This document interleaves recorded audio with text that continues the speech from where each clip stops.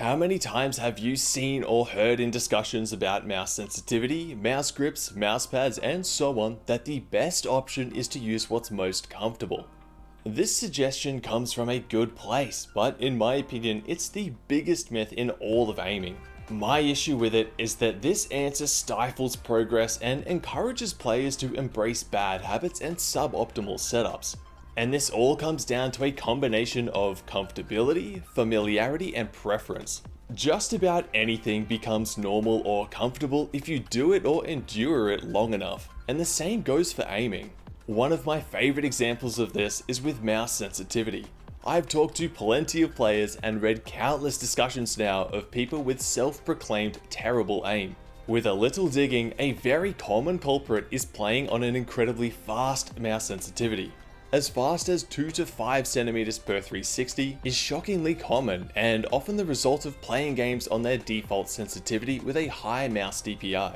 For some quick context, centimeters per 360 is the distance you need to move your mouse to fully rotate in-game. The average competitive player sensitivity in Overwatch is 33 centimeters, in Apex it's 38 centimeters, and in CSGO it's 53 centimeters. Despite this enormous discrepancy, many, if not most of these players still describe their extremely fast sensitivity as being comfortable. And therein lies the problem. When you associate comfort with performance, there's very little room for growth. It is no accident that the average professional FPS player's sensitivities almost all sit around the same general range. They're not using these settings because they're popular, they use them because they provide an advantage. That extremely high sensitivity player could suddenly slam their sensitivity down to 40 centimeters and it would probably feel terrible at first, like moving their hand through mud.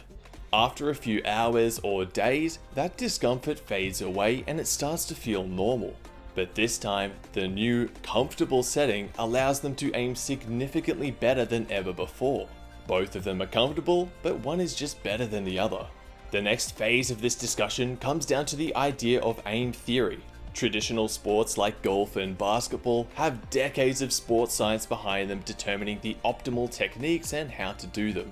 While aiming has technically been around for a while now, the enormous variance in the way each game plays, the peripherals and settings used, and even the hardware it's played on makes standardized advice harder to create and adopt. There's also been comparatively little money in it to incentivize research in the first place. For the average player, spending years testing all the different techniques and settings is entirely unrealistic. For whatever reason, doing exactly that is very enjoyable and interesting to people like me, which is why I go on to make educational aiming and gaming content, so I can package up my findings and help players get on the right track quickly. Imagine two players who are identical in every way have just started playing an FPS game for the first time. Player 1 is told to play on what's comfortable, so they start their journey on default settings. Any changes or improvements will have to occur organically over time. Player 2 is told to copy the exact settings of the best aimer in that game, and also gets the same mouse and mousepad that they use. The aiming performance of Player 2 will immediately be significantly better than Player 1, despite them both having the exact same fundamental ability. Why is that the case? Well, mouse sensitivity isn't just some arbitrary number that you choose. It has a real cause and effect on your aim. If Player 1 uses 5 centimeters per 360 and Player 2 uses 40 centimeters and both are aiming at the same sized target in game, Player 2 has the luxury of moving their mouse into an area 8 times larger than what Player 1 has to do. Player 1 on such a fast sensitivity is aiming almost purely with their fingers, while Player 2 has the benefit of engaging their fingers, wrist, and arm to all contribute to their aiming action. And it's not only mouse sensitivity. Player 1 using default settings is on high graphics, borderless windowed mode, and VSync enabled, all of which are contributing to a lot of input lag. Player 2 on lower graphics, perhaps with some exceptions like shadows and anti-aliasing, exclusive full screen, and VSync disabled, is running at a much higher FPS with less visual clutter and greatly reduced input lag, leading to far more responsive and crisp gameplay. Player 1 is using their old Logitech G502 weighing 121 grams. It may feel comfortable, but it sure is slow compared to Player 2's 50-gram modern gaming mouse that lets them change direction and micro-correct with greater speed and precision. What I'm getting at is that all of these aiming optimizations are done for a reason. I don't think copying a pro's setting should be your long-term answer, but for newer players it can be a great place to start. And when you become more familiar with the pros and cons of the setup, you can make informed decisions to iterate and change things from there to best suit you. There is merit to saying these things are up to your own preference, and that's also a common answer I see alongside the use what's comfortable crowd. And honestly, I think this advice is great, but only if the player is already experienced. If you've only ever palm gripped your mouse, that's going to be your preference. So, what's the answer? Should you blindly follow the advice of experienced players, or are you meant to figure out everything for yourself? The answer depends on how important aiming is to you. If you are a more casual player who simply wants to play at a good level with minimal effort and time invested, then I would follow the averages. Do what the best players tend to do. Play around their settings, use a claw or fingertip style grip, and use similar peripherals. That'll go a long way and requires very little effort. The most efficient approach for reaching a high level of aim through your setup is, in my opinion, to blend the two approaches together. First, play like the pros do, and secondly, consider each variable as a spectrum.